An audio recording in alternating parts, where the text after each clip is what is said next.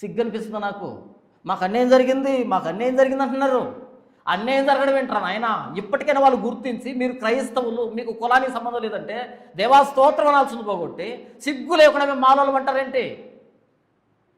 యేసుప్రభువు నమ్ముకున్నావు, నువ్వు క్రిస్టియన్.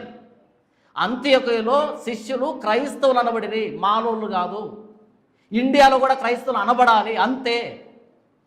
ఆ పేరు గొప్పది. నీకు రిజర్వేషన్ కావాలి అనుకుంటే క్రీస్తుని వదిలిపెట్టే. ఎందుకు నీ క్రీస్తా కులవా అన్నప్పుడు, నువ్వు క్రీస్తు అన్నప్పుడు కట్టుబడి దానికి. చాలా బాధ అనిపిస్తుంది. దళిత క్రైస్తవులు ఏంటి? ఒకప్పుడు దళితులేమో, ఇప్పుడు క్రైస్తవులు అంతే. దళిత క్రైస్తవులు లేరు, అగ్రవర్ణాల క్రైస్తవులు లేరు. క్రైస్తవుడు అంతే, ఎప్పుడైనా క్రైస్తవుడే. యేసు నమ్ముకున్నాడా వాడు క్రైస్తవుడే. అది అంత్యోక్య కావచ్చు, యెరూషలేం కావచ్చు, సిరియా కావచ్చు, ఈజిప్ట్ కావచ్చు, ఆస్ట్రేలియా, అమెరికా, ఇండియా, ఏదైనా సరే క్రైస్తవుడు అంతే. ముందు వెనక లేదు. ఏం తిందుమా, ఏం త్రాగుదుమా, ఏం ధరించుకుందామని చింతించకండి.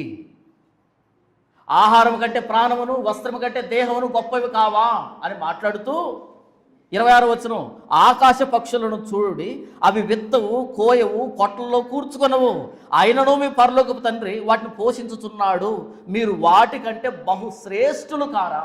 2000 సంవత్సరాల క్రితం మాట ఇది. ఆకాశ పక్షులను చూడండి.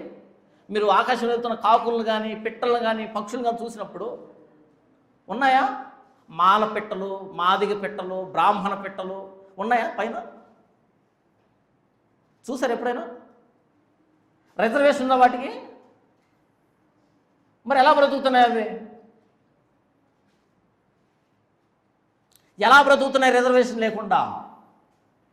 పిట్టలు రిజర్వేషన్ లేకుండా బతుకుతున్నాయే, మనకేంటి ఈ గోల? నాకు తెలియగలుగుతాను.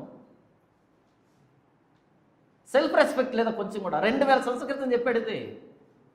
మీరు వాటికంటే బహుశ్రేష్ఠులు కారా మనల్ని అడుగుతున్నాడు. అవి చింతించవే, మీరెందుకు చింతిస్తున్నారు?